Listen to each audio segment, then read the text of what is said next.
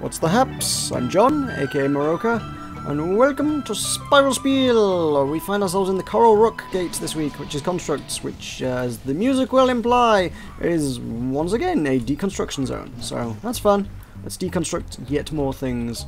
I ran into two of these last week. I'm kind of okay with them. They're kind of they're an interesting little diversion from the standard format of Clockworks. So they're okay. They are a-okay by me. Let us start, as things often do, with the Spiral Knights news. Yeah! We have yet another prize box for your consideration. You now can buy some shiny autumn ones. I don't know if that's the technical term for them. I can't remember if they were called autumn. They may have actually been called autumn ones. They're autumn themed. If I'm going to get a moment where I'm not going to get stabbed by gremlins, I guess we could go take a look at that. Let's have, yeah, autumn prize boxes. They are indeed called autumn prize boxes. They are warm and cozy, which now gives you a chance to get a fluffy sweater pullover thing. I think they call it a pullover. It's a there was a description. Actually, there was a description on the news page. Can we get that on the news page? That's not the news page. How do you get the news page up again? Oh, it's on mail?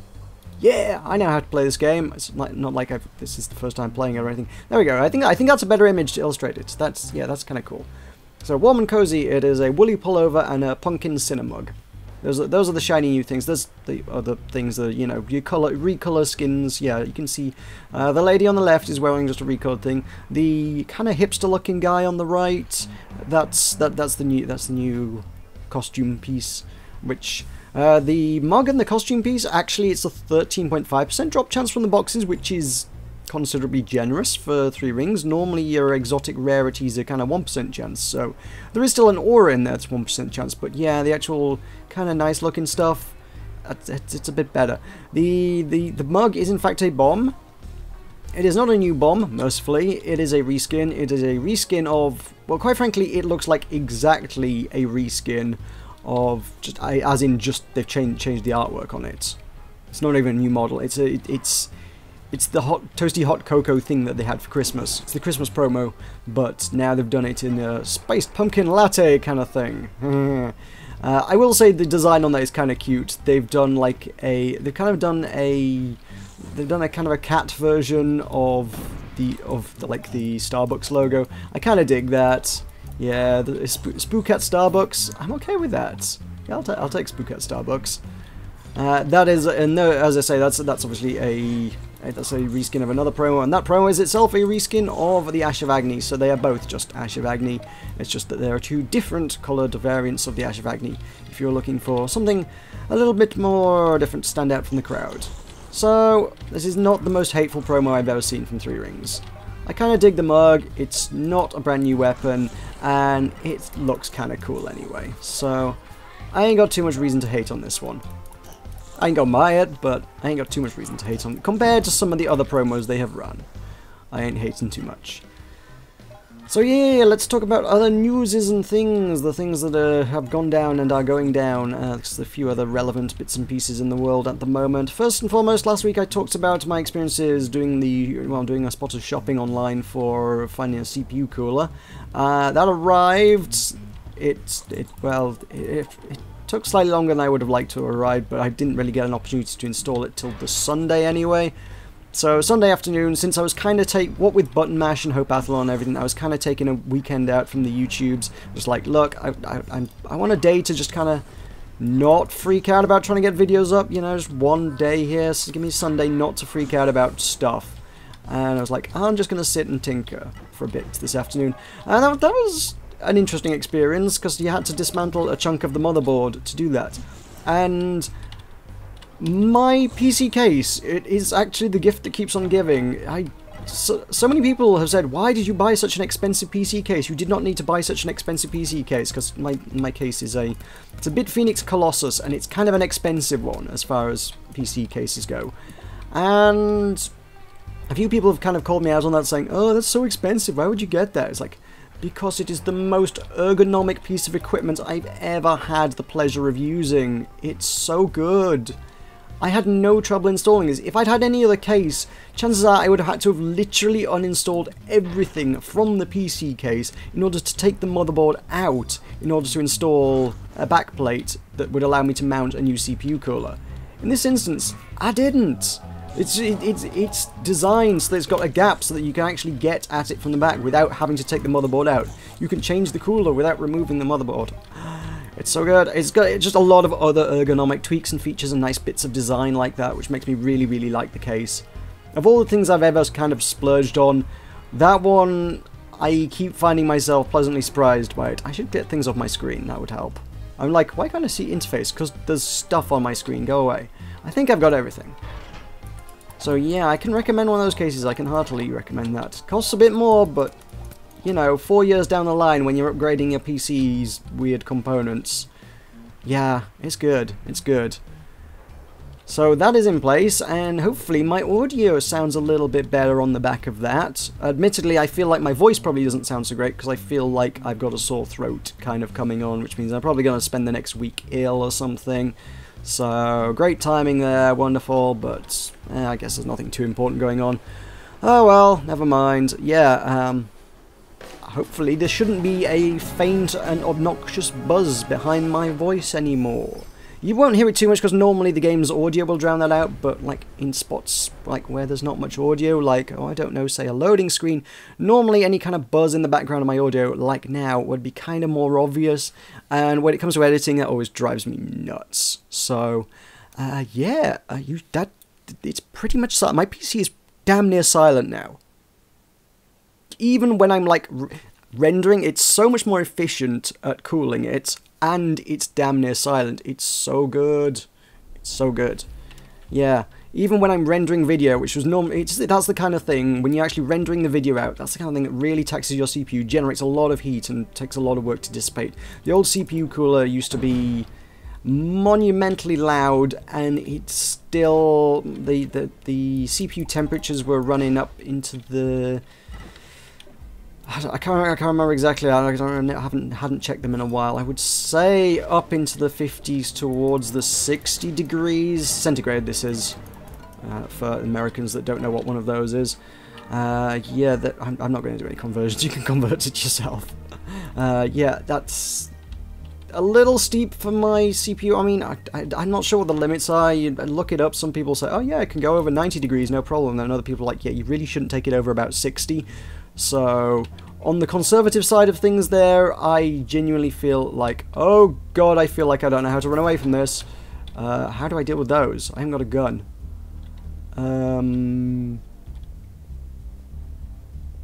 Run away, I think, is how we're going to deal with it. Ow, I didn't run away from that very well. Oh god, they're still coming. Right, well, I'm going to take this. Then I'm going to hit you guys with that. I'm going to try and get some hearts out of you lots. Come on, guys. Help me out here. Those guys were not gen. Oh, God, there's more rockets. Oh, God, they can now get at me. Oh, this is a nightmare. I had not anticipated this. Okay, that's okay. That's safe. Ooh, this feels like a new thing. I feel like I've seen this structure before. The Three Rings update the clockworks to add more stuff to it. This seems unlikely, but be nice if they did. Uh-oh. I'm trapped in with a rocket poppy. Oh god, help everyone. Oh god. Oh. Were they tier 2 rocket poppies? They didn't steer their bullets. Wait, how do I... Oh, I see. No, I don't see. How I do? Oh! I see what Oh, I blew it. Yeah, because I genuinely don't feel like I've seen this room before, but I totally see what I had to do now. I had to flip the switch, get the rocket to shoot the thing, then I could get to the switch, and the switch would let me get at the loot. I have no way of getting at the loot now. Dang it all! Aww. Well, nuts. I wonder if I could fire the cat at it and quickly run through and then flip the switch. I don't think that would work. What we could do is we could try throwing a poison thing at these guys and see if we can get anything out of that. Boom! What's in there? Not an orb, I'm not bothered. Yeah, where was I? Oh yeah, hardware. Hardware's fun. So that was a fun little thing. I'm surprised how easily I did get that installed. It's really nice when tech goes your way, and I'm just really enjoying having this now. So yeah, rendering video, which is normally a super intensive, kicks out a lot of heat operation. With this heatsink, it takes like quite a while of rendering, like a good half hour of rendering or so before it pushes it much above like 50 degrees. And 50 degrees is the point at which it kicks up the speed of the fan attached to it from 800 RPM to 1600 RPM. Which, honestly, it's not much louder. You can... At 800 RPM, you really can't hear it, I don't think. And at 1600, you can barely hear it. I think it's still quieter than the old cooler was at idle. So, yeah, that's all good. That's where I needed the key. Why did I leave the key back there? I felt like I left the key there for a good reason. And then that was silly. Let's go get a key again. Because I'm a derp. So, yeah, that's all running well and good. And, yeah... While I'm playing any video game on the planet, even capturing video of it, I don't think it should actually even really step the fan up to fast mode. You shouldn't be able to hear it. I'll say nothing of the dog barking in the background. You might be able to hear the dog barking in the background. I don't know. Can you hear a dog? I can hear a dog through my headset, so you might be able to hear a dog. I can't do much about the dog. Sorry, that one's beyond my control. Either way. Other things. Hopathlon happened on Saturday night. It was not the thing I promised, because Tulkus's internet died in his entire region, and Will had other commitments that came up that he couldn't get out of. So, me and Simon Parsons did a different game. We did Renowned Explorers. That was fun. Hopefully you all caught that. Hopefully you were there for that, because that was fun. That was entertaining. I don't think it was the highest energy streaming I've ever done in my life, but it was an entertaining little diversion. Remind me never to stream after working for 19 hours straight, ever again. Because, yeah, Hopathlon probably going to happen again next year. I would be okay with being involved with it again. Let's try and not make it happen on the same day as Button Mash, you know? That would work. Speaking of Button Mash happened. That was not the biggest turnout we've ever had, but it was a lot of fun. It was really awesome. A lot of new faces turned up, which was really cool. I don't know whether that was through the old YouTube promotions, or whether they saw our flyers, or in some cases I think it was just word of mouth. I asked some people who were like, yeah, my friend told us about it. Yeah, this is really cool. So, yeah, yay. And one person came and was like, hey, I'm a YouTube video content creator. What do I get for that? And you're like, you get my respect, because I am also a YouTube content creator, so hi. If that person is here and watching now, hello. I recognize you, maybe. I might recognize you if you comment in the comments below. Yeah, alright, what else have I got to cover? Other things, science news! They found water on Mars, which is really awesome, because they've found, like, evidence of things in the past, and this is the first time they're like, oh yeah, this is pretty conclusive now. Yeah, we're pretty sure that's there. It's liquid water that actually flows on Mars. I'm, like, the last person in the world to actually talk about this at this point. I'm, like, way behind the times, but I had no platform to do so until today, so this is cool. They did an AMA on Reddit, and one of the issues that kind of came up was actually talking about investigating the water, and the thing is they can't send the rover to actually look at that because, well, the rover is not really sterile. It's not something they can use for that. Basically, if they were like, hey, oh my god, we found life in there, there's absolutely no way to determine whether that life that they found was just some microbe that it picked up within the Earth's atmosphere, or something genuinely Martian. And then it would be really... Well, they would be able to tell, but it would require extensive research. Now, I imagine a lot of people probably kind of the opinion is like, well, how would anything survive in the Martian atmosphere anyway if it came from Earth? But there are a lot of things that can survive, like even in the hard vacuum of space. There's a strange little critter called it's colloquially known as a water bear. I think the scientific name for it is a tardigrade, which is a organism, kind of an extremophile on Earth. Is it an extremophile? I think it does mean it likes those conditions. I think this one just is tolerant to them. They're just really, really, really impossible to kill. Scientists have really tried to kill them. I've talked about this before, haven't I? Hey, if one of those got stuck to a rover and it showed up on Mars, they'd be like, whoa, look at this thing. There's a crazy new life form on Mars. And it's like, oh wait, hang on. No, there are creatures on Earth that can survive the vacuum of space and, yeah, solar radiation. And they don't need the oxygen, they don't need the water. Although it's got water now. Hey, it's got water. It doesn't need anything. So, that's not good. I don't like these guys. Let's see if we can kill them. Oh god, oh my god, oh my god. I got the important one. I can back off now. There's too many explosives around here for my liking. I feel like I'm going to get exploded. I probably will get exploded. Well, they're blowing things up for me, so that saves some of the problem. So yeah, the last thing, awesome announcement, awesome discovery, awesome implications. We talked about this briefly on the podcast as well, because actually I suppose I did have a platform to talk about it. Will mentioned he'd seen like a scientific proposal or theory at some point. Probably not a proposal, more of a theory. Not one that I was familiar with, but apparently some scientist somewhere, so make of this what you will, this is very much hearsay. Some scientist somewhere, sometime, said that if you were to detonate a nuke on both the polar ice caps of Mars, it would do most of the terraforming of the planet. Most of the work. Now, I don't recall that being in any of the Kim Stanley Robinson novels, but I can see the theory behind that, which is to say the Martian ice caps are predominantly made of frozen carbon dioxide, solid carbon dioxide. It kind of has a seasonal cycle on Mars. Some of it evaporates or sublimes, because carbon dioxide really doesn't have a liquid state. It's either it goes straight from solid to gas and vice versa, which is a process known as sublimation, if you followed your chemistry, or physics, or both, I don't know. I'm not sure which one they taught that in, but it was in one of the two. Yeah, it does that, and then every winter a lot of it freezes back again in the ice caps, but if you were to thaw enough of it, you'd kind of it would become a gas, it would become part of the atmosphere. You would have a very, very carbon dioxide rich atmosphere on Mars for hopefully long enough that it would create a degree of climate change and would raise the global temperature of Mars, thus doing quite a lot of the terraforming work. So if the temperature then increased, a lot of that carbon dioxide would stay in a gaseous form and contribute to keeping the planet at a habitable temperature for humans. So I think there's a lot more work involved than that overall to make it actually, the climate we need, but it's fun. I like that. So this brings us on to the matter of the questions, I suppose. I've talked about all the things that are relevant in the world at this point in time, I think. Talked about Hopathlon, I talked about my new technology, I talked about the CPU cooler, the CPU cooler was the new technology, what else have I talked about? Button mash, and water on Mars. Yeah, those are all my bullet points I have on my sheet. Yep, I'm good. Let's do some questions. Those are the things we do around here.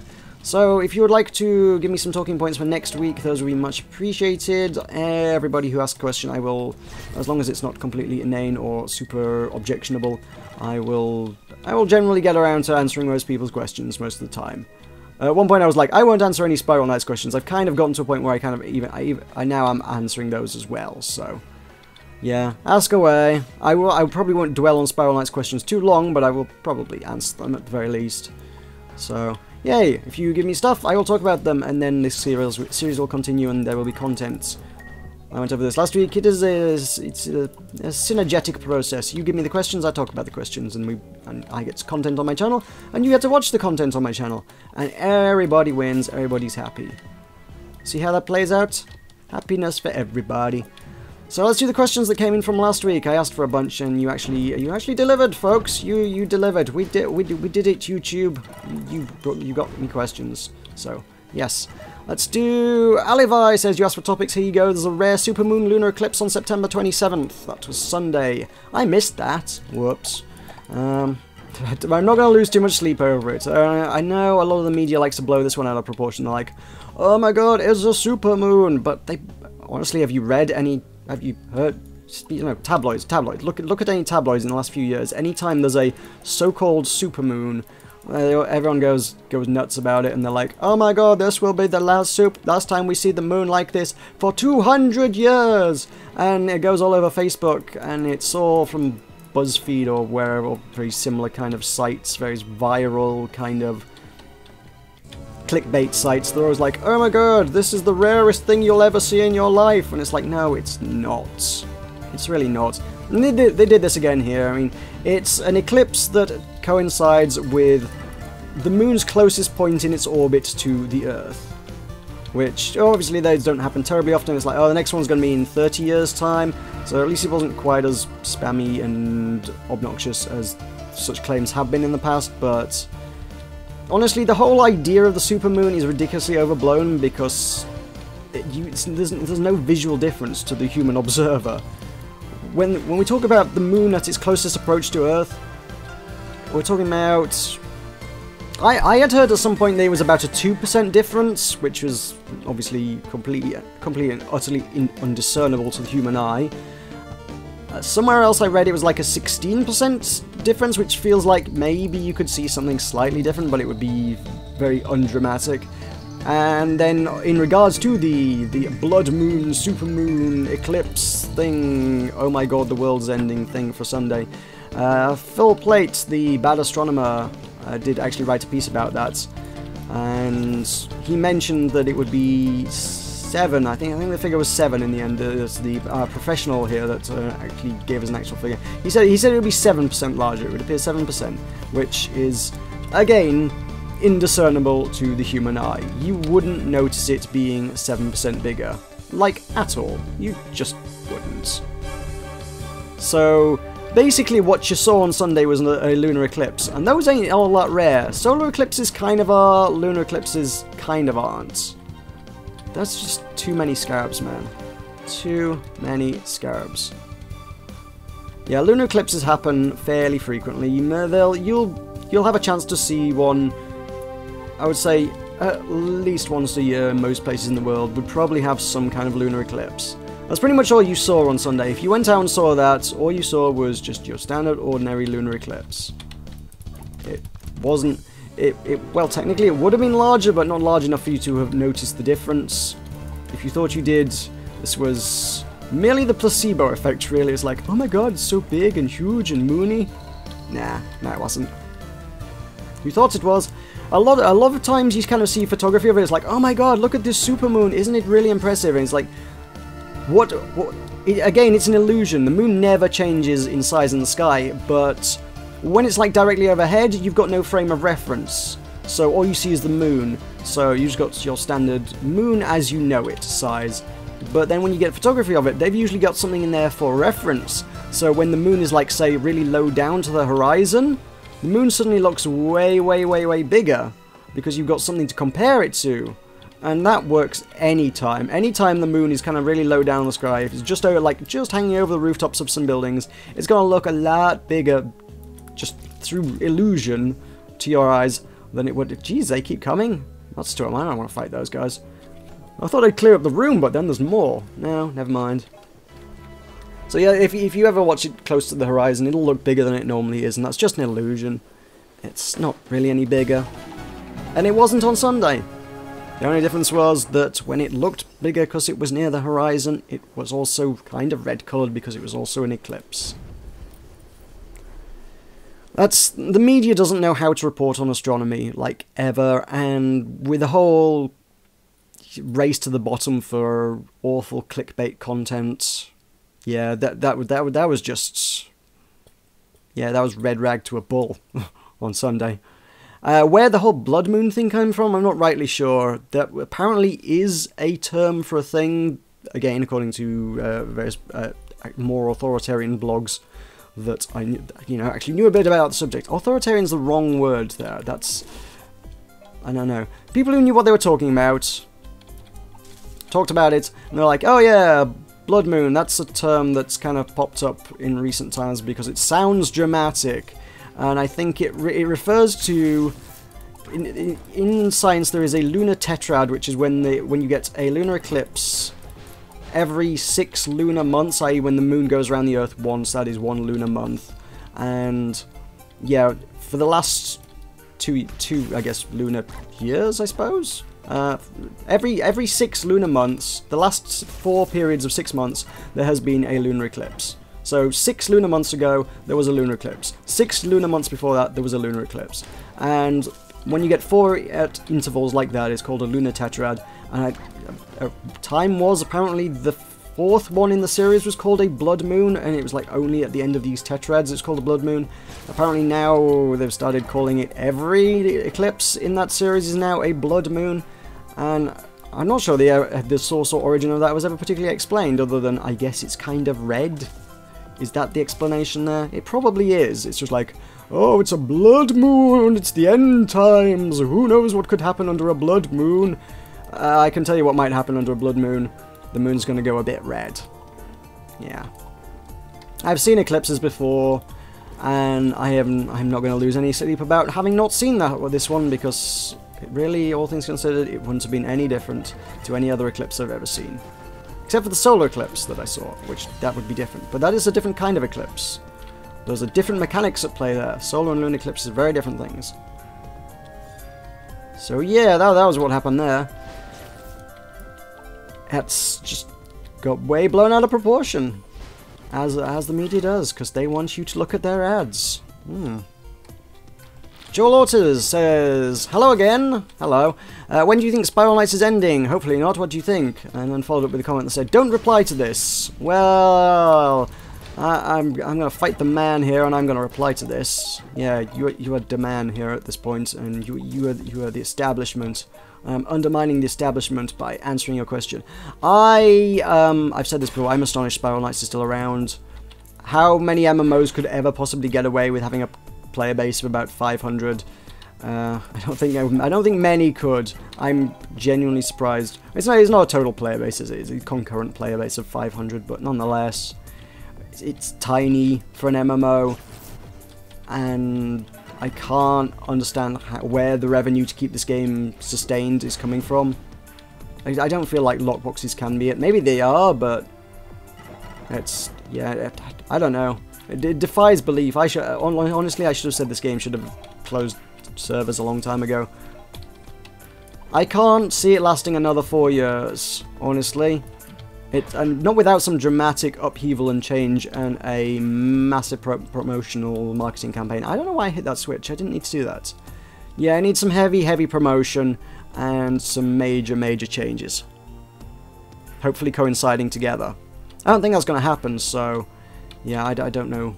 I don't know how much life it's got left in it. Probably not more than a couple years, I would have said. I feel like I'm being optimistic there as well, if I'm honest. Sorry, hate to break it to you. I mean, I made a lengthy video recently. Oh, not that lengthy, but I made a video recently about how and why Spiral Knights is broken and how it could be fixed. I still think it's broken. I still think it could be fixed. I don't think it is likely to be fixed. Oh my god, I'm so trapped here. I'm trapped between bullets and robots and... oh my god. Just, oh my god. Tell you what, let's get a friend to help us out there. He can fight all the things for us, and hopefully I'll come back and he will have fought all the things for us. I don't think he's going to do that, is he? Where's he at? Come on. Oh, he's just shooting that. They're really not very good. And now I'm stunned. Joseph Bros Tito says, if you could choose someone to be the world's sacrifice in case of some kind of alien invasion or something similar to that, who would it be and why? What, are you asking me to choose a person to die in order to save humanity, and that could be anybody? Is this the proposition here? It's just literally like, hey, the aliens are demanding a person. Pick one. Okay, well, we could take the opportunity to get rid of one of the really bad people in the world. I would suggest... my first thought would have been like Rupert Murdoch, but I guess he doesn't kind of... he's been replaced by his son in recent times, hasn't he? Running the Murdoch Empire, which controls most of the world's media and generally pushes it in what I would say was a suboptimal direction, or pushes the world's agenda in a suboptimal direction. So, yeah, but I think if you were to take them, Rupert Murdoch got like 5 or 6 kids. Someone else would just step up to the plate and carry on the legacy anyway, so I don't think I would achieve much. Donald Trump, maybe? Don't want to see that guy in power. Could stand to see him. Could stand to get rid of him. Yeah, that's a terrifying thought. Yeah, President Trump. No, let's just turn him over to the aliens. Kim Jong-un would be a good option. Yeah, that would, you know, possibly alleviate the suffering of millions. Or would that go the same way as Murdoch Empire? Would that just kind of... Would he just have someone to replace him? Does he have clones? Does North Korea have clones? That's a terrifying prospect. I don't think North Korea has clones, but you never know. Does he have a son? That's the more important question. Does Kim Jong-un have a son? I don't know if he does. You kind of need to find someone who is inherently evil in and of themselves, and doesn't have, you know, just someone to step in and replace their evilness. can't think of too many people in the world that are. I mean, obviously Donald Trump is a reasonable candidate in that regard, insofar as... Why did I step on spikes?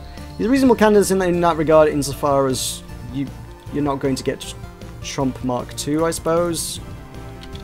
He's kind of doing the whole crazy, insane person that, oh my god, could actually be in charge of running with one of the world's superpowers. Oh god, do not let that happen, kind of thing. But he's doing that all on his own, whereas, you know, all the other ones have other people to back them up. I mean, obviously, you know, Trump has kind of staff and things which are backing him up, I guess, but you know what I mean. People who could other people have other people that could comfortably fill their shoes. I don't think Trump has that. Maybe him. Maybe him. I Am Phoenix says, I want to see you play Dota 2. Oh god, I would love that. No. Me and MOBAs don't get on. I mean, they kind of do, but they also kind of don't. I don't know. I like the idea of MOBAs. I don't like the idea of having to invest 20 plus hours into a game just to learn it, and those 20 hours being insufferably horrible as well, as is, you know, stereotypically the case with those kind of games. They are renowned for being awful, awful games to learn to play. Awesome Noughts, I'm kind of okay with in terms of MOBAs, because I kind of got the hang of that pretty easily. I'm probably really bad at it these days compared to the people who are still playing it, but back in the day I was alright at it, and it's a cute, fun game. I like it. What else is there in MOBA? Oh, Monday Night Combats and Super Monday Night Combat. I was never bad at those. Those were fun as well. They're a different kind of thing. They didn't take 20 hours to learn to actually, you know, get to grips with it. Both of those had those going for them. I mean, heck, Awesome Noughts had a tutorial that actually worked. It was good. I think Dota has a tutorial as well, but I can't even be bothered. I don't want to go down that route. No. Probably not going to happen. I occasionally get people pop in my inbox, developers saying, hey, I've got this MOBA, do you want to look at my MOBA? And I was like, no. Actually, there was one that sounded a lot like Super Monday Night Combat, and I was like, yes, I do want to look at your MOBA. And they sent me a key, and then I started playing, and I was like, oh, this is not Super Monday Night Combat. This is League of Legends, but it looks a little bit like Super Monday Night Combat. So it was another one of those that's going, it's like, I need to spend days of my life learning to play this game, and it's not going to happen. Ooh, no, not happening. So that game never came to fruition on my channel. I thought the Super Monday Night Combat thing would have been good. Nah, it wasn't. It wasn't my thing. It was a Dota stroke League of Legends type affair, and I don't want that. I can't handle that. It's not me. It's not going to happen, I don't think. There are a few other questions, so I got something to talk about next week, but I could always use more, absolutely. They're small, petite, quick questions, and more questions in my backlog are always something to keep things going during a dry spell. So yes, please do continue to leave your questions in the comments below, and I will talk about them in future episodes, and those will be awesome. And you will be contributing to the future of your entertainment, I suppose. Yes, well, thank you for that. So, thank you very much for watching. I have been Meroka. If you've enjoyed this, don't forget to subscribe to my channel if you're not already, because I will be making more content like this, and it will hopefully entertain you. Thank you very much, and I'll see you next time.